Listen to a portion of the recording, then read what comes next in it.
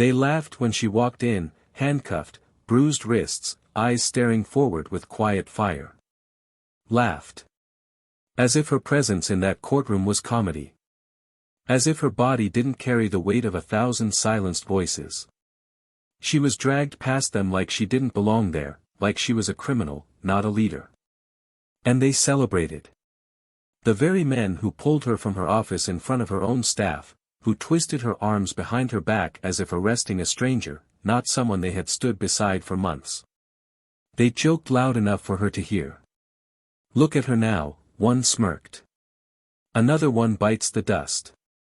Another leaned back, smug, chewing his gum like victory. Told you she was trouble. A black woman with power. Never ends well. The third nodded and whispered, bet she cries when the verdict drops. She didn't cry. Not then. Not in that hallway when they shoved her against the wall. Not in the cruiser when they didn't read her rights. Not in the holding cell where a white woman called her ghetto trash and the guard said nothing. She kept her chin high. Not out of pride, but survival. Because this wasn't about her. Not just her. This was about every time someone got passed over for a promotion, every time someone said, you don't look like you belong here, every time a black woman walked into a room and had to prove twice as much to be seen half as worthy. They thought they had her down. They thought this courtroom was her end. But it wasn't the end, it was the beginning. Of their end. The story didn't begin in the courtroom.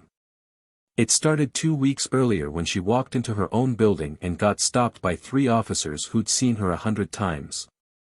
This area is restricted, they said, hands on weapons. We need to see some ID. She told them she worked there. She told them who she was. They laughed.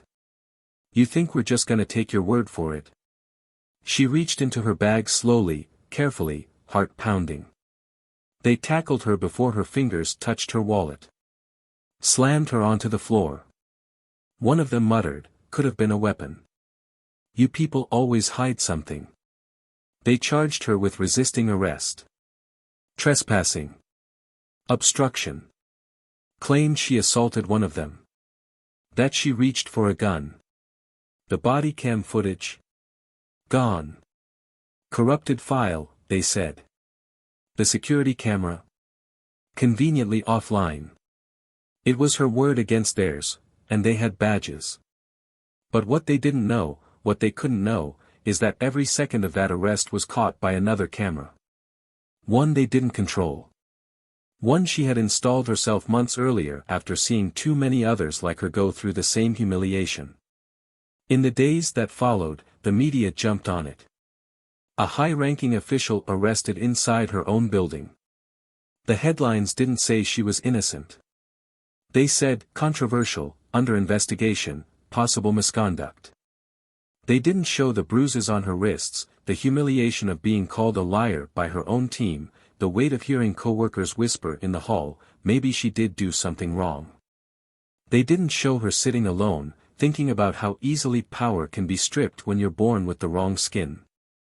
And still, she stayed silent.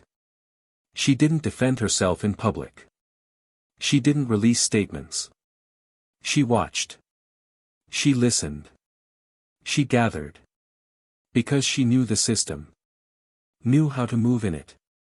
Knew how to weaponize truth in a world that rewards silence. And while they reveled in her downfall, she was writing the end of their story. Now imagine this. A courtroom filled with officers smirking, waiting for the gavel to drop. She walks in, head high, in an orange jumpsuit. They grin. One of them leans to the other and says, look at her now. From boss lady to inmate. Couldn't even last a year without slipping up. Another says, bet she thought her degree could save her. And the worst one, the one who held her down the longest, who spat on the sidewalk as they shoved her in the back of the car, he says, I hope they make an example out of her. Finally clean house. But then something shifts. The prosecutor stands, nods toward her, and says, Your Honor, we'd like to call our witness, the Director of Internal Affairs for the Department of Police Oversight. The courtroom freezes. That title hangs in the air like thunder. The officers blink. Confused. Laughing nervously. Until she stands. Removes the jumpsuit. And underneath, her uniform. Full ranking. Badges glinting under the lights. She steps forward, eyes locked on them. And says, calm as fire, let's begin the investigation. It wasn't just about clearing her name. It was about exposing the rot. The power plays. The racism masked as procedure. The loyalty that protected predators. She wasn't there to defend herself. She was there to prosecute them. The courtroom flipped. Officers who once sat with smug faces now stared at their feet. Their own messages exposed. Their falsified reports laid bare. The audio clips, the video footage, the documents they never thought anyone would find, all brought into the light. But here's the thing. How did she pull it off? How did a woman arrested in front of her own workplace, humiliated and discarded, rise again to not only clear her name, but bring down an entire unit of corrupt cops who thought they were untouchable? And more importantly, what exactly happened to those officers after that trial? Because what they faced in the end, nobody saw coming. You think you know what justice looks like? Wait until you hear the rest. Before we begin this powerful story, here's an important message. To every black viewer watching this, we see you, we support you, and we stand with you. Racism in any form is unacceptable, and here on Plow of Twist, we do not tolerate hate, injustice, or discrimination, ever. This story may hit close to home, but it also reminds us of the strength, dignity, and brilliance that can never be erased. So sit back, take a deep breath, and get ready for a story that flips everything on its head.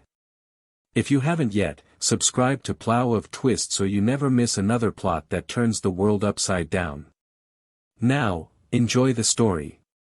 Her name was Kendra Willis, and for the past 17 years, she had fought for everything she had, and she had earned every inch. Born and raised in the east side of Baltimore, Maryland, she grew up in a neighborhood that taught her two things early: how to stay invisible when necessary, and how to speak loudly when it counted. Her mother was a nurse who worked double shifts to keep the lights on, and her father had disappeared before she could even form a memory of him. But Kendra never used that as an excuse. She wasn't interested in pity or shortcuts. What she wanted, what she needed, was a seat at the table where decisions were made. The kind of room where justice wasn't just a theory but something you could touch.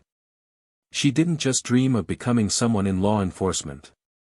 She studied, trained, rose. Degree from Howard University. Masters in Criminal Justice. Academy top of her class. She was strategic, but not cold.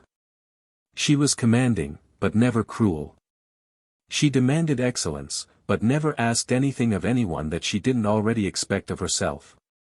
At 39, she became the youngest black woman in the state of Maryland to lead a precinct's internal affairs division, a promotion that wasn't just earned, but fought for. She had turned down easier jobs. She chose 8th Precinct in Baltimore because it was the most problematic, the most broken, the one where corruption didn't just whisper, it laughed. And maybe, just maybe, she believed she could fix it. Not overnight. Not alone. But one policy at a time. One code of silence cracked open. One old habit shattered. Her presence wasn't welcomed by all, of course. The department was dominated by men who saw her success as a threat, not a sign of progress. There were whispers from day one. Affirmative action hire. Token. Probably can't even shoot straight. But Kendra didn't flinch. She walked those halls in heels, in uniform, in respect, and she earned it. At least, from the ones who still knew what respect looked like. Then there was Sergeant Brian Connolly. Late 40s. White. Thick-necked, smug-grinned, a legacy cop, third generation. The kind of man who called his badge a birthright and treated accountability like a personal insult. He smiled too easily when talking down to women and laughed too loudly when they pushed back. He ran his squad like a boys' club, full of men like Officer Kyle Reddick and Officer Mason Torres. Kyle was young, cocky, often too eager to impress, and Mason was the quiet type, but not in a thoughtful way. More like a shadow, always watching, never speaking unless it was to agree with the loudest man in the room. These three had years on the street, deep roots in the city, and a sense of untouchability that came from never being told no, and now, here came Kendra, a black woman, their superior, tasked with cleaning up a precinct they didn't think needed cleaning. To them, she wasn't a commander. She was an inconvenience. At first, it was subtle. Reports delayed. Memos ignored. Meetings started without her. Suggestions laughed off. Maybe you should shadow us for a bit, see how real police work is done, Connolly had said once, smirking as Reddick snorted beside him. Kendra didn't react. Not outwardly. But she remembered. She always remembered. Her mother had taught her that. Let them think you're soft. It makes your strength louder when it roars. Her office, tucked at the far end of the building, was filled with paperwork, case files, misconduct reviews, citizen complaints, most of them buried by the previous commander who had mysteriously retired just months before her arrival. Kendra dug through it all. Pattern recognition came naturally to her. The same names kept surfacing. The same language in reports: suspect resisted, suspect appeared aggressive, officer feared for safety. Same officers. Same neighborhoods. Same victims. She began putting pieces together, but carefully. Quietly. She knew better than to move too fast. She wasn't just dealing with bad paperwork. She was dealing with men who'd made entire careers out of operating unchecked. Outside the precinct, the city was pulsing with tension. Public trust was thin, and community leaders were demanding change. Inside, though, the culture remained. Officers joked about patrols through the zoo. They called certain streets cleanup zones. They rolled their eyes at every diversity initiative, mocked mandatory bias training. And yet, Kendra stayed. She smiled at the front desk clerk every morning. She brought lunch for the overnight shift. She mentored two young female cadets quietly, away from the gossip. And she waited. For proof. For the right moment. Then came the morning everything changed. It was a Tuesday. Normal as any other. Kendra had a 9 a.m. meeting with city council reps about precinct transparency. She wore navy slacks, a crisp white blouse, her badge clipped neatly to her belt. She parked in her reserved space, waved to the janitor, nodded at two rookies by the back entrance. But as she stepped into the lobby, she was intercepted by three officers, Connolly, Reddick, and Torres. All three in uniform, blocking the elevator. "You don't belong here," Connolly said, voice low but firm. Kendra blinked. "Excuse me. This area's restricted today. Ongoing investigation. You need to vacate the building." Her brow furrowed. "Restricted? Since when? This is my precinct." He didn't flinch. "Not anymore." Before she could respond, Reddick reached for her arm. She stepped back, hand raised, demanding an explanation, but Torres was already radioing dispatch. Within seconds, two more officers appeared, and Connolly was reading off charges: unauthorized access, obstruction, suspicion of data tampering. It made no sense. The accusation wasn't just false, it was absurd. But before she could argue, hands grabbed her wrists. She was turned around, cuffed, patted down like a criminal in her own station. Her ID badge fell to the floor. Her blouse wrinkled under the pressure. Someone was filming with a phone. Someone else was laughing. "Guess she's not so special after all." Told you she was hiding something. Damn shame. Coulda just played nice. They marched her out through the front door, past junior officers who didn't know whether to look away or say something. Nobody did. Nobody moved. Nobody stopped it. In the squad car, silence. Not even the usual Miranda warning. Just the sound of static on the radio and her own heartbeat pounding in her ears. They took her to booking. Processed her like she was nothing. Took her fingerprints. Mugshot. Locked her in a holding cell like some nameless petty offender. No explanation. No phone call. No dignity. But inside, Kendra was already moving pieces. Because she had felt this before, not exactly this, not so public, not so orchestrated, but the same taste of humiliation. And she knew what came next. A citywide scandal. Her face on the news. A hearing. A courtroom. Headlines that didn't tell the full story. She knew her silence would be mistaken for guilt. But she also knew something else, timing. She'd always been patient. She'd always known how to bide her time. Because while the world saw her as another fall from grace, behind the scenes, she had been working on something much bigger. Something she had started the moment she took the job. Something that now, thanks to their arrogance, was finally ready to be revealed. And none of them were ready for what she was about to do next. In the dim chill of the holding cell, hours passed like years. The fluorescent light buzzed above her, a harsh hum against her temples, but Kendra sat upright, steady, jaw tight, eyes fixed on the wall as if she could burn a hole through it with sheer will. She didn't ask for water. She didn't ask for a lawyer. She asked for silence.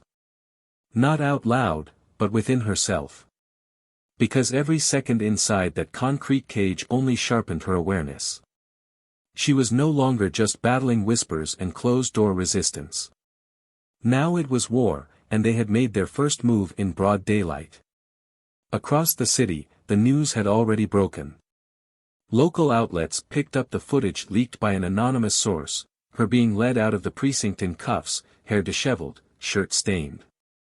The headlines were eager to play along, high-ranking official accused of tampering with department systems.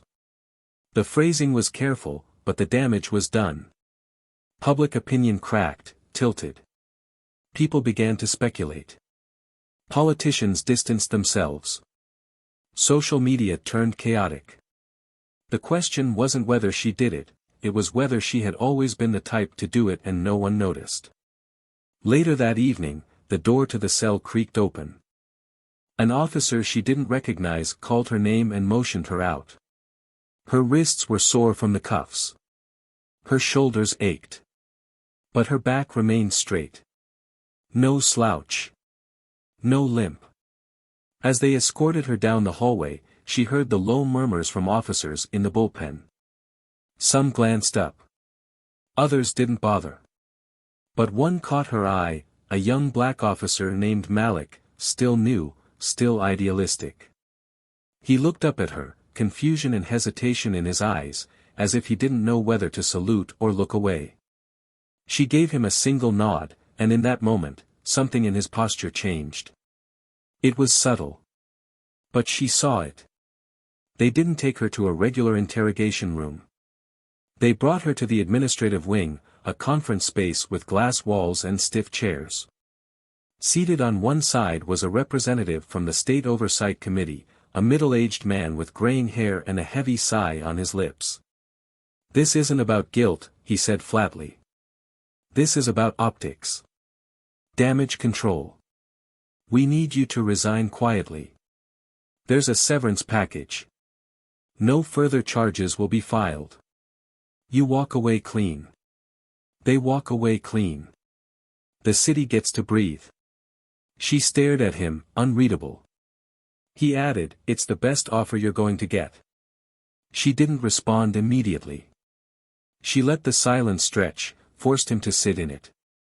Then she leaned forward, her voice low and cutting, "If I resign, they win. You realize that, right?" He frowned. This isn't about winning. It's about keeping the machine running.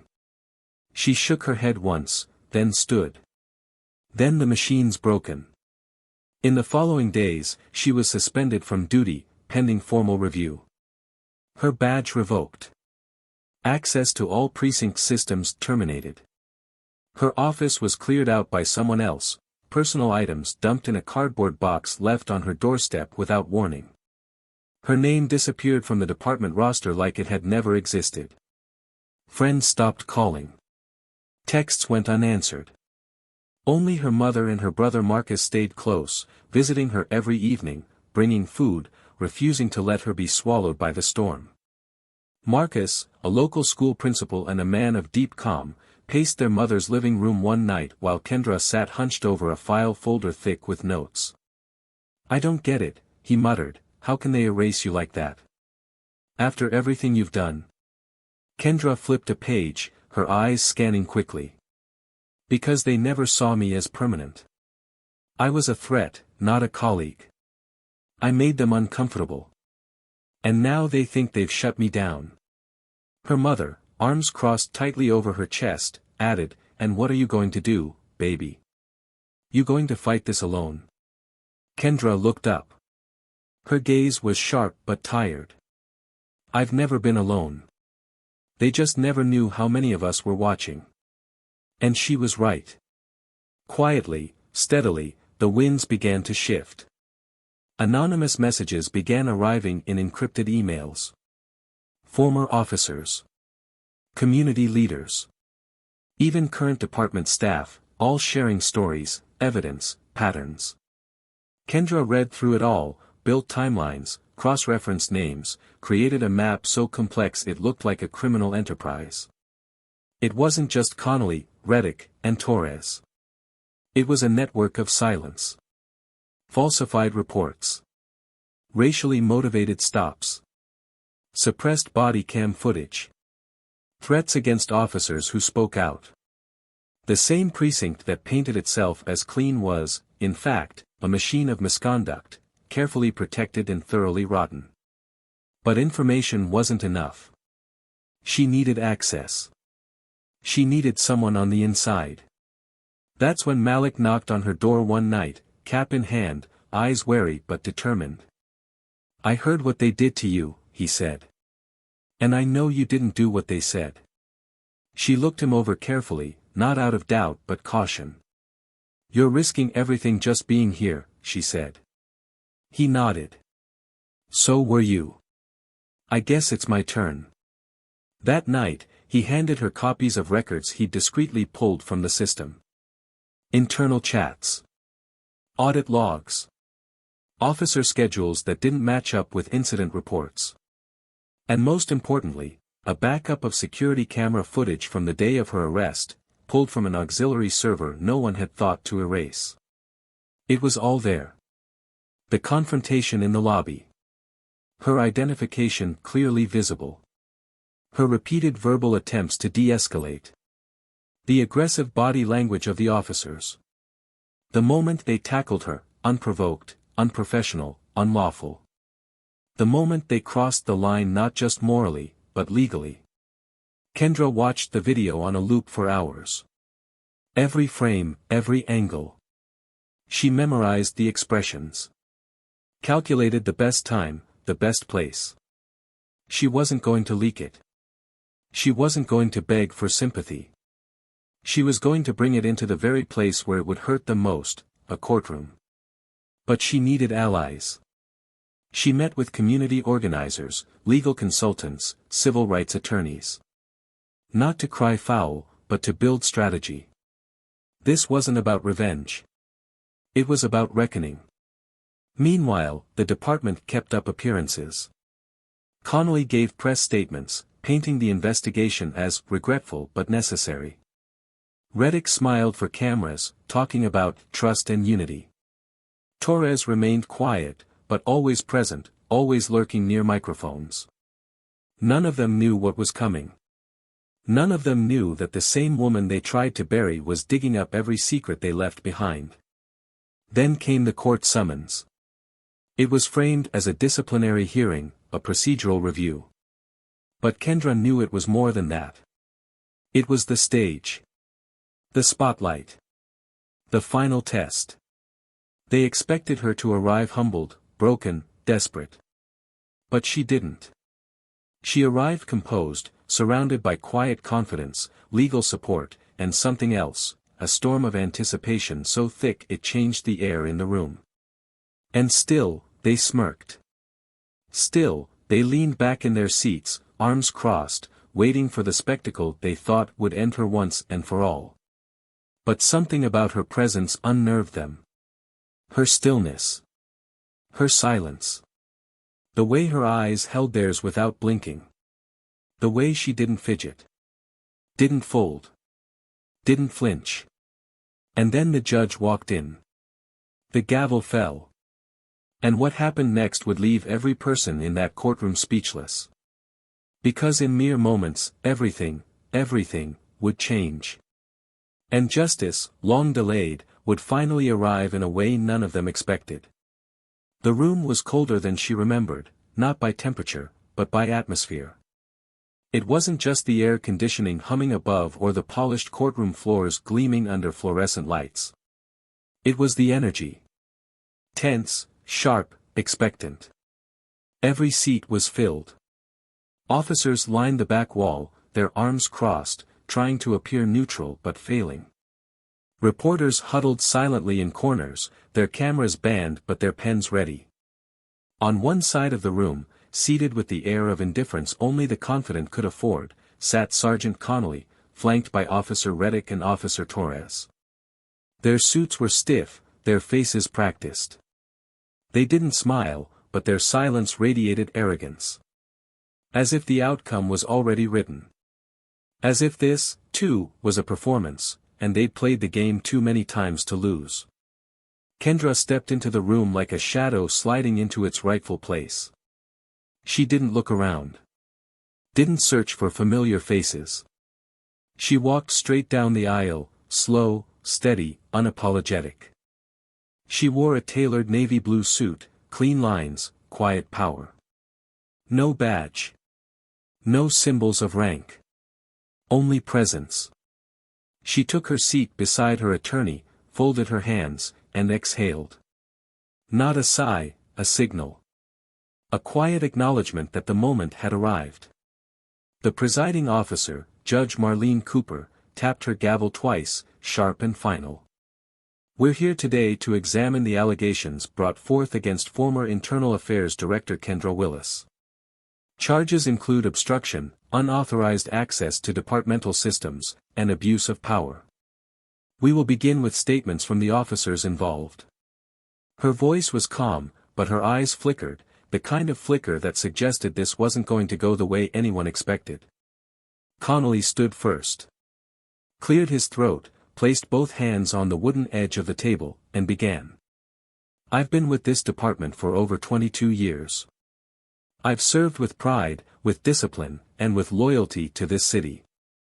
When we discovered suspicious behavior coming from Director Willis's account, we acted swiftly, according to protocol. We didn't know why she was accessing restricted files. We didn't assume guilt. We followed the procedure. That's all we've ever done, protect the integrity of this department. Reddick followed. She refused to answer questions. We asked for clarification. She was evasive. We didn't target her. We treated her like anyone else. Then Torres. Quiet, expressionless, voice low. We were following a report. We detained her for questioning. She resisted. Kendra didn't move during any of it. Not when they bent the truth. Not when they left out context. Not when Reddick used the word evasive like a shield, or when Connolly leaned into the word integrity like it meant something more than reputation. Then it was her turn. She stood slowly. The room didn't shift. But something inside it did. A breath held. A clock paused. I didn't come here to clear my name, she said, voice steady, smooth, without a trace of desperation. Because it was never truly stained. Every eye locked onto her. She walked slowly toward the center of the room. No notes. No podium. Just her. I came here to finish what I started, she continued, her gaze sweeping across the gallery. This hearing isn't about me. It's about what happens when power goes unchecked. When loyalty becomes protection. When silence becomes policy. There was a murmur from the crowd, quickly hushed by the judge's gavel.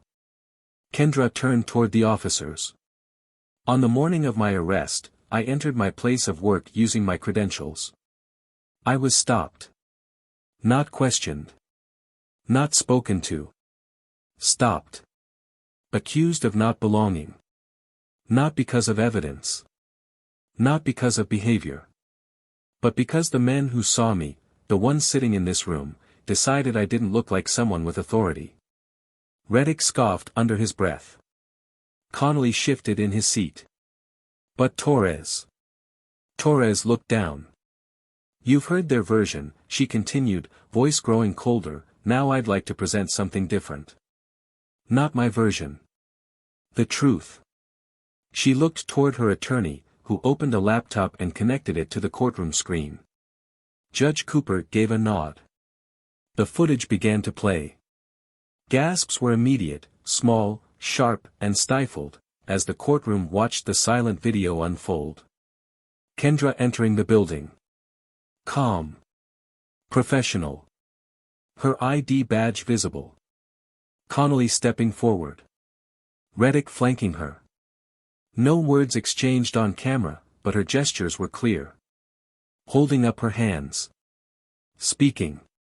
Trying to reason. Then the moment, the brutal, deliberate moment, where they tackled her from behind. Her face hitting the floor. Her arms twisted. No weapon. No aggression. Just force. No one spoke. When the video ended, Kendra stood still, letting the silence settle. Then she added, that camera wasn't from the main server. It was installed last year as part of a pilot for alternate surveillance redundancy.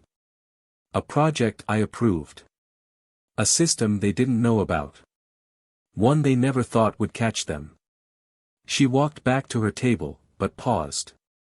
Over the past 5 months, I've been collecting more than footage. I've been collecting statements.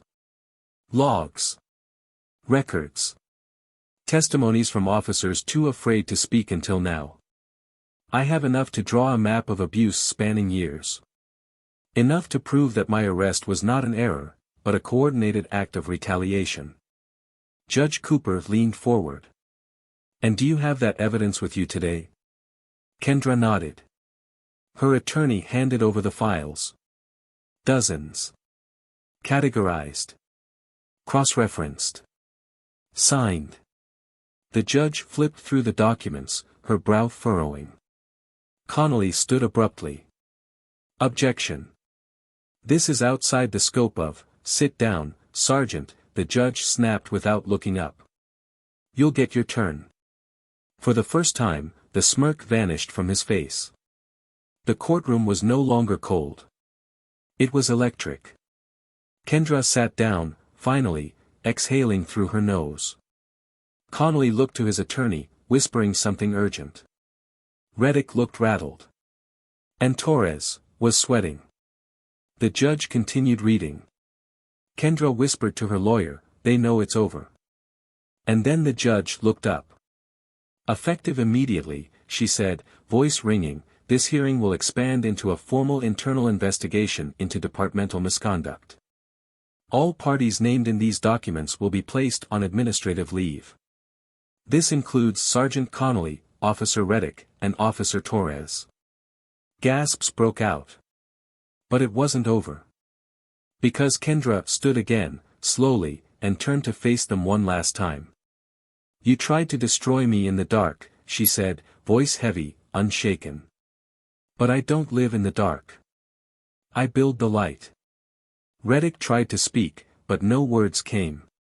Connolly looked stunned, jaw clenched so tight it twitched. Torres didn't meet her eyes. Couldn't. And just like that, the courtroom changed. Kendra wasn't the accused anymore. She was the reckoning. But what happened after that hearing, what the department tried to do to control the fallout, and what Kendra did next, would be the part nobody saw coming. The silence that followed the judge's decision was louder than any gavel. As Connolly sat frozen, his face paling beneath the courtroom lights, it was no longer arrogance that clung to him, it was fear. Real, visible, tightening his jaw and pulling at the corners of his mouth as if he suddenly tasted the consequences he never imagined he'd face. Reddick leaned forward, trying to whisper something to him, but his voice cracked halfway through and whatever words he was reaching for never made it out. Torres, usually the quietest of the three, was now the one shifting uncontrollably in his seat, eyes darting to every corner of the room like he was searching for an exit that didn't exist. Kendra didn't look at them again. She didn't have to. They were already unraveling without her needing to say another word. As the judge motioned for the bailiff to begin collecting statements and escorting the officers from the courtroom, murmurs swelled throughout the gallery. Some were in disbelief, others vindicated, but all eyes remained on the woman who had just flipped an entire power structure inside out. As she stepped out of her seat and turned toward the exit, a reporter called out her name. She stopped only for a moment. "Miss Willis, what do you want to say to the community right now?" Her gaze was firm, shoulders squared, her voice calm but heavy with years of being unheard. "I want them to know this wasn't justice. This was just accountability. Justice is when it stops happening in the first place." In the hallway, as people cleared and officials moved quickly to handle the fallout, Malik approached her, his uniform wrinkled from hours of standing guard, his face flushed with something between pride and disbelief. He spoke without hesitation. "They're already panicking upstairs. Phones are ringing off the hook. IA from 3 other precincts just got pulled into emergency sessions. The chief is in damage control." Kendra nodded, almost solemnly. "Good. Let them feel a fraction of the chaos they caused." They walked together down the corridor, the clack of her heels echoing with a new rhythm, no longer heavy with burden, but charged with something else, release. As they reached the back of the building, Marcus was waiting for her near the exit. He looked at her, eyes shining, jaw tight. For a long moment, he didn't speak. Then finally, "You really did it." She let out a slow breath, nodding slightly. "No, we did it. Every one of us who spoke. Who watched. Who waited." But the relief was short-lived. By the next morning, headlines weren't just celebrating the exposure, they were dissecting it. Spinning it. Words like divisive, political, personal vendetta started appearing beside her name. An anonymous department insider told a national outlet that Kendra had been hunting officers from the start. Another suggested that the footage had been edited or taken out of context. The department refused to release a statement until the full investigation concluded. And inside City Hall, meetings were already underway to discuss containment strategies. Kendra sat at her kitchen table, the morning paper splayed in front of her, her fingers wrapped around a cold coffee mug she hadn't sipped. Marcus stood across from her, pacing. "You did everything right. You followed every rule, gathered every fact. What more do they want?" She didn't answer right away. She was staring at a headline that read, "Was she protecting justice, or just protecting herself?" Her voice, when it came, was quieter than he expected. "They want a reason to forget what they saw." Later that day, she was summoned to city headquarters. No uniform. No entourage. Just her and a folder of names, officers, victims, records, gaps in reports. She sat in front of a council of 7, mostly older white men in tailored suits, faces stern and unreadable. The mayor wasn't present. He'd conveniently taken a scheduled trip to D.C. the night before. One of the councilmen leaned forward. "We appreciate your service, Ms. Willis, but we have concerns about how this was handled."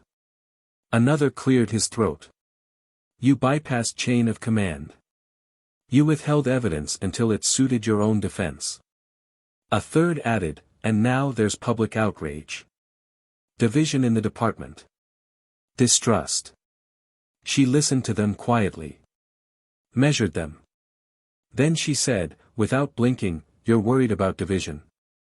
You had officers planting evidence, beating civilians, falsifying statements, and the only thing you're concerned about is how I revealed it." One of them narrowed his eyes. "You were one of us. You could have handled this internally. Discreetly." She leaned in. That's what they counted on. Quiet. Discretion. "I didn't burn the house down. I just turned on the lights." Back outside, she found Malik waiting again. His jaw was clenched, hands balled into fists. "I've been hearing things," he said. "They're trying to put together a statement to neutralize this. Paint you as unstable. Compromised." She sighed. "I expected that. They're playing defense now. But we're not done yet." That night, she went public. At 8:03 p.m., Kendra sat in front of a camera, no makeup, no script, just her voice, and released a 20-minute video titled "What They Didn't Want You to Know." She laid out everything. No theatrics. No drama. Just truth. She explained what she saw in the department. What she uncovered. Why she waited. Why she acted. She named names, but more importantly, she named systems. And she ended with a message not just to the city, but to the country. This isn't about me. It's about every department that's been allowed to hide behind badges and bureaucracy. Every victim who never got a hearing. Every officer who wanted to speak but feared the silence that would follow. Within hours, the video went viral. It hit local feeds first. Then national. Then global. Celebrities shared it. Activists praised it. Journalists dissected every frame. The department issued a vague statement, calling her remarks concerning. But the public wasn't buying it anymore. People began showing up outside precincts with signs. Former officers began calling into radio shows, confirming her claims. The city, once content to look away, was now staring straight into the truth she had forced into the light. And as the pressure mounted, so did the collapse of the old guard. One by one, the cracks appeared. Officer Reddick was suspended indefinitely after leaked messages exposed his role in covering up previous misconduct. Torres was forced into retirement after being linked to tampered evidence in 3 separate cases. And Connolly, the face of the scandal, was arrested on charges of obstruction, tampering, and civil rights violations, all under the watchful eye of a newly appointed oversight committee. Kendra didn't celebrate. She didn't gloat. She stood in the background and let the system take its course, this time pointed in the right direction. But the story wasn't over. Not yet. Because while her name was cleared, while the officers fell one by one, there was still one question no one had asked her. One question that still lingered in the silence between headlines and headlines. What happens when the very system you work to change tries to punish you for changing it? And what do you do, when they try again? The days that followed Connolly's arrest didn't bring the relief people expected. The city didn't suddenly exhale. It didn't feel like a celebration. It felt like the pause between lightning and thunder, charged, unstable, waiting. Kendra watched it all unfold from a place of detachment, not because she didn't care, but because she'd learned long ago that the fallout of truth often comes in quiet, relentless waves. The headlines now carried her name with a different tone. Whistleblower hero, in some spaces, disgraced insider, in others.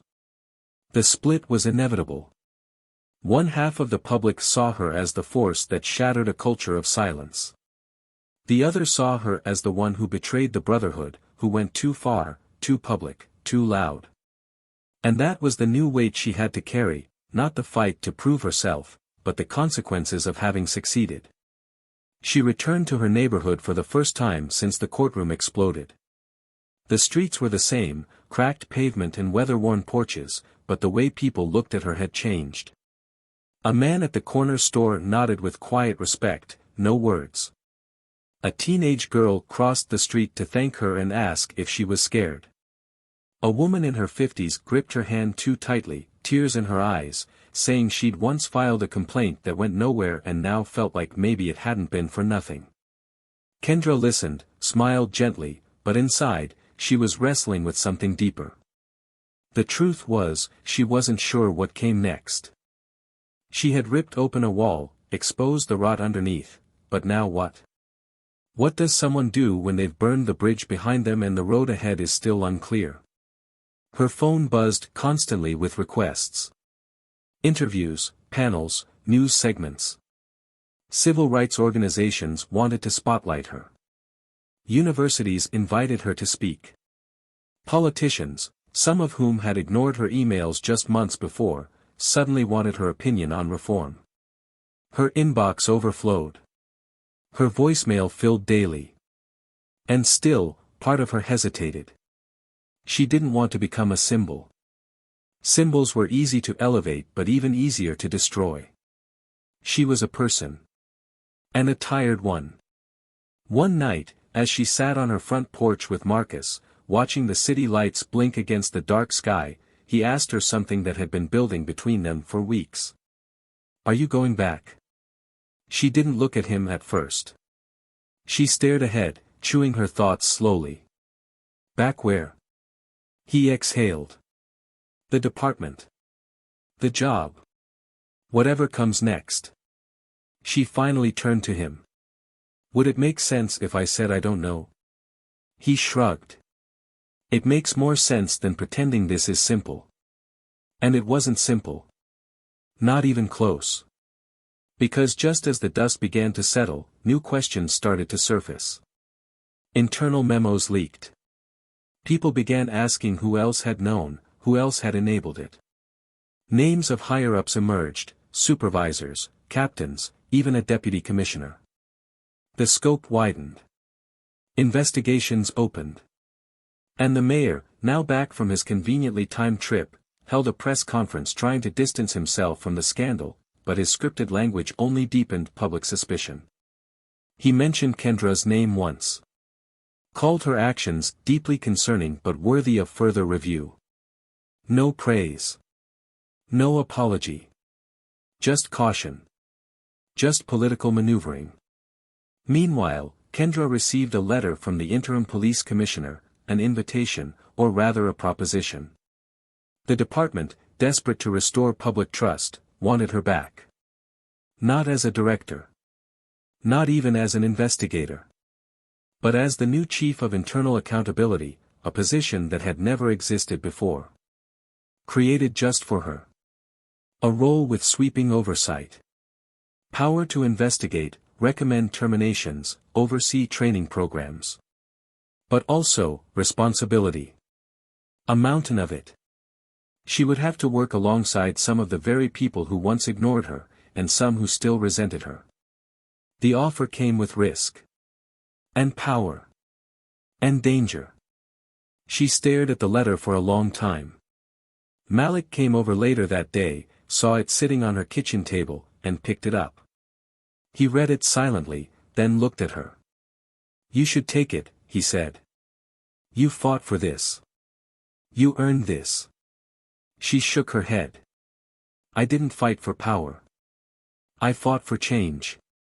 Malik didn't blink. So change it. From the inside. Again. She met his gaze, and for a moment, all the rage and exhaustion in her lifted just enough to let clarity in. But clarity wasn't comfort.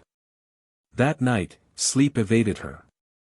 Her mind wandered back to all the faces she'd passed in the department. The quiet ones who knew and stayed quiet because survival required silence. The loud ones who laughed in hallways and called it tradition. The rookies who were watching, learning, waiting to become someone. What would they learn now? What would her absence teach them? That truth leads to exile. Or that standing firm might change everything. The next morning, she walked into City Hall, not for a press conference, not for a hearing, but for a private meeting with the mayor himself. The room was stark, beige walls, one long table, and an aide who didn't meet her eyes. The mayor stood when she entered, extended a hand with a smile so practiced it looked like a painting. "Miss Willis," he began, "thank you for coming. I hope we can move forward together." She didn't shake his hand. She sat. He launched into rehearsed talking points, emphasizing the need for unity, how the city needed her voice now more than ever, how reform wasn't possible without collaboration. She listened. She didn't interrupt. And when he finally paused, waiting for her approval, she asked one question. "How many complaints against Connolly crossed your desk in the past 5 years?" The question cracked the surface of his composure. He blinked. "That's a complex issue. You have to understand, we receive hundreds," she cut him off. "But how many from my precinct? From my office?" He hesitated. "I don't have that data in front of me." She leaned forward, voice sharp. "But you had it back then. You had it when it mattered." The room grew still. He cleared his throat, shifted. "This isn't about the past. It's about where we go from here." She stood. "Then let's start with honesty. If you want me back, I'm not coming to play politics. I'm coming to break the system that let this happen." The mayor gave a tight nod, the kind that held fear behind diplomacy. "Understood." As she left the building, sunlight streaked across the pavement, the kind of light that felt like a warning and a promise all at once. The media didn't know yet. The public didn't know. But change was already rolling forward again, and she was once again at the helm of it. Only now, the stakes were higher, and the target wider. But she still hadn't answered the letter. And that was the dilemma sitting on her desk, heavy and unmoving, waiting for a signature that would change everything. Not just for her, but for everyone watching. Kendra sat alone in her apartment that night, the dim lamp casting a long shadow across the floor as the hum of the city pulsed outside her windows. The letter still lay unopened on the coffee table even though she already knew what was inside. It was the official contract for the position the department had created, Chief of Internal Accountability. The title looked clean, powerful, progressive. But she knew better than anyone that titles were just words unless there was real will behind them. And she didn't know if she had the strength to fight another war inside a house that had tried so hard to burn her alive. The price of her truth had been high. She hadn't been back to the precinct. Not since the day they cuffed her. Not since the laughter and the silence and the faces that looked away. But now they wanted her to return as something entirely different. Not the outsider. Not the disruption. This time, they were asking her to be the reform. The knock at the door startled her. When she opened it, Malik was standing there, a brown paper bag in one hand, his jacket unzipped and his eyes carrying the weight of 1,000 thoughts he hadn't said yet. He held up the bag. "I brought food. Thought maybe you forgot to eat again." She let him in, no words needed, and they sat down on the couch in that heavy, lived-in quiet that only exists between people who've endured something together. He placed 2 containers on the table and opened one, but Kendra didn't move. She was still staring at the envelope. Malik noticed. "You haven't signed it," he said, not as a question. She shook her head slowly. "I don't know if I can." He paused, then leaned forward. "Kendra, what you did. It mattered. You changed things. I've seen it. I've felt it. People talk differently now. They hesitate. They check themselves. That didn't exist before. You brought light to a place that's been dark for a long time." She didn't answer. Her fingers traced the corner of the envelope. Then finally, she said, "What if it's not enough? What if I walk back in there and they nod to my face and cut me off behind closed doors? What if I spend the next 5 years fighting paperwork and politics while nothing really changes? Malik's voice dropped. You think that's not happening already? At least this time, they'll have to look you in the eye when they try. At least this time, they won't be able to pretend you're not there. She looked at him then, her expression softer but not relieved. You still believe in it? He didn't hesitate. I believe in you. The next day she visited the mother of a young man named Deshawn who had died 3 years earlier during a so-called routine stop led by officers from her old precinct. The report had ruled it a medical emergency. No charges. No further investigation. Kendra remembered reading the case file when she first joined. Something about it had felt wrong. Too clean. Too convenient. But there had been no video, no witnesses willing to speak. No ground to stand on. She had shelved it like dozens of others, knowing that if she pushed too hard too soon, she'd lose everything before she had time to build anything. But she hadn't forgotten. And now she sat in the quiet living room of Deshawn's mother, a woman named Teresa who looked like she'd aged decades in just a few years. They talked for a long time. About the system. About the lies. About the weight of silence.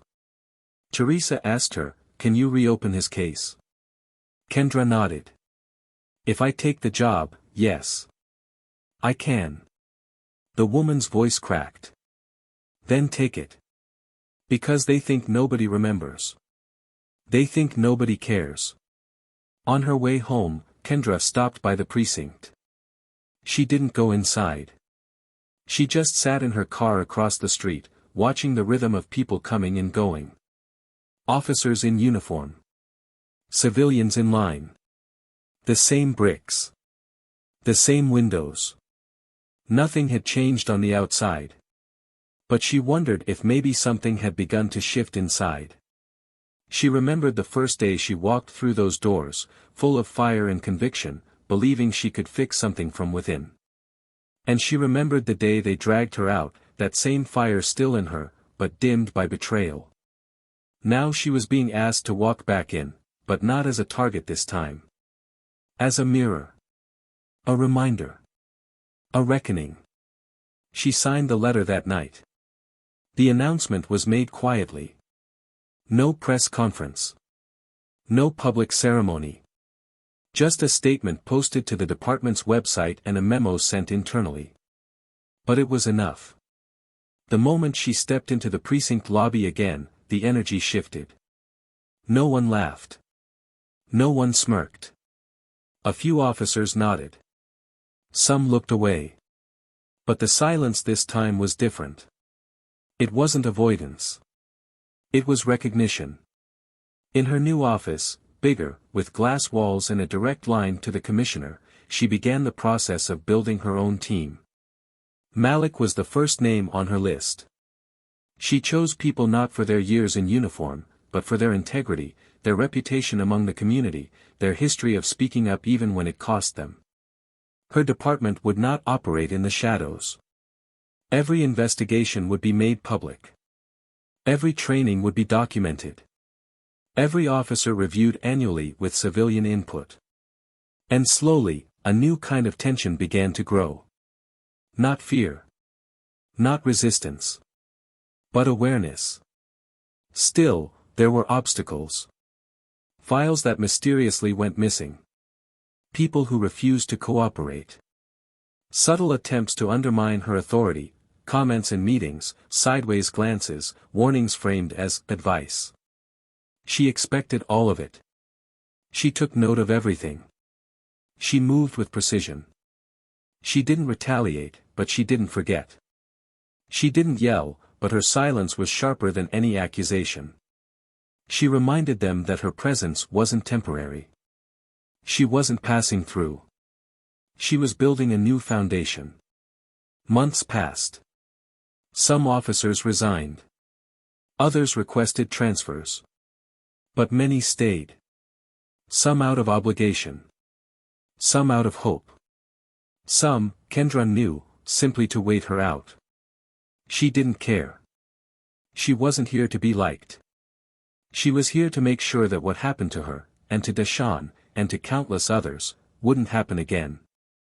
One evening, as she walked out of the building, she saw Teresa waiting near the steps. They exchanged a look. No words. Just a nod. A quiet agreement that the work wasn't over. That it had barely begun. And Kendra understood then that this was the real weight of justice.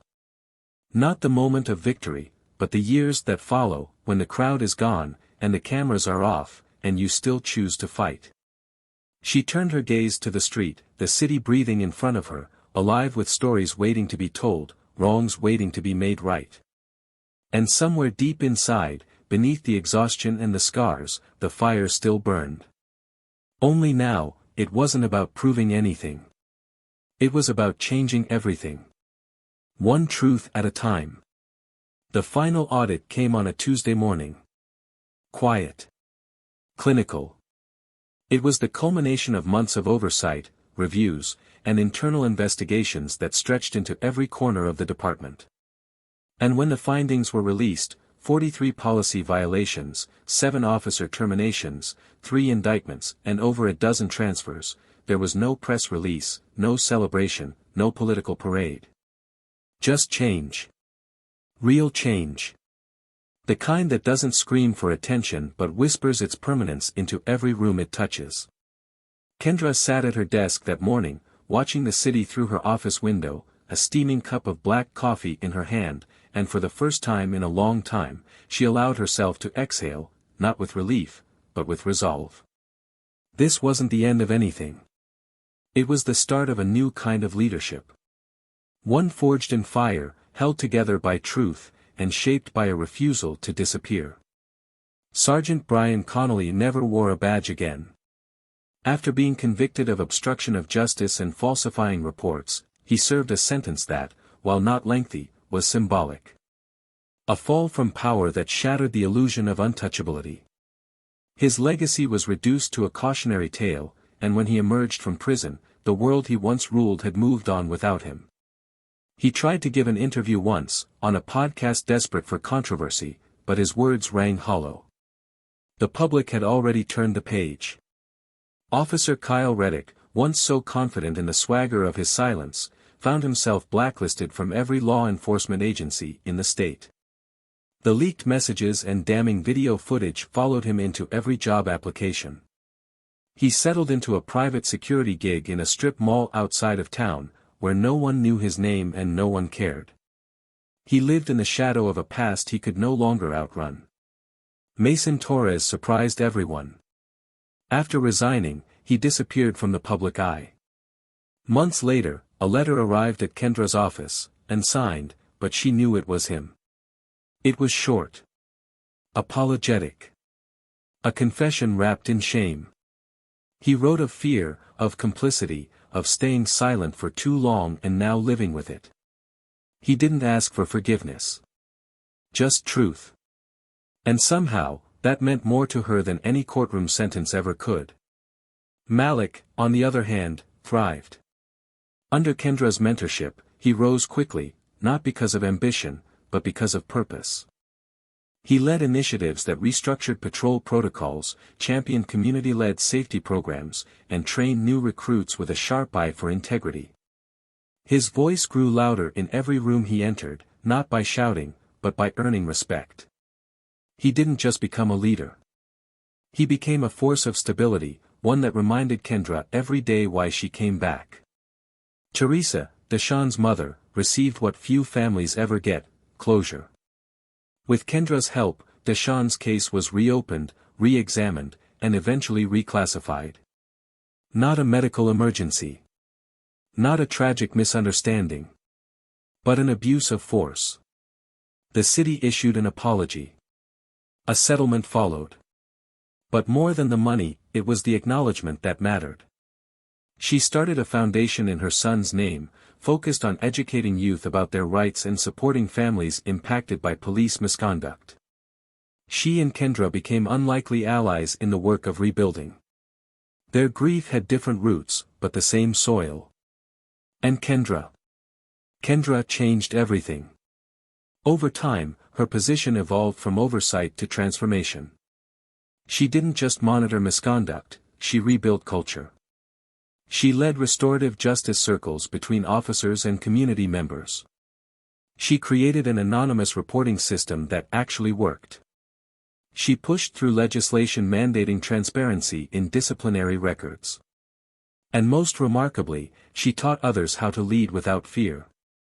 She became the face of reform not because she sought the spotlight, but because she kept showing up when it hurt the most. She proved that accountability wasn't about revenge, it was about healing systems and people before they broke beyond repair. One afternoon, she was invited to speak at a national summit on criminal justice reform. Standing on the stage, her voice didn't tremble. Her words didn't beg. She spoke with a calm rooted in lived experience. She told them that change doesn't happen when you win an argument, it happens when you change the question. That justice isn't a destination, it's a decision. Every day. Every policy. Every time someone chooses courage over comfort. When the applause ended, she didn't linger. She returned home to Baltimore, to her work, to her city. Because this story was never about fame or recognition. It was about staying. Fighting. Surviving. And building something better from the ashes of what once burned you. And now, to you, the one watching, listening, feeling every weight this story carried, what would you have done? Would you have walked away when they tried to erase you? Would you have stood silent when they shoved injustice down your throat?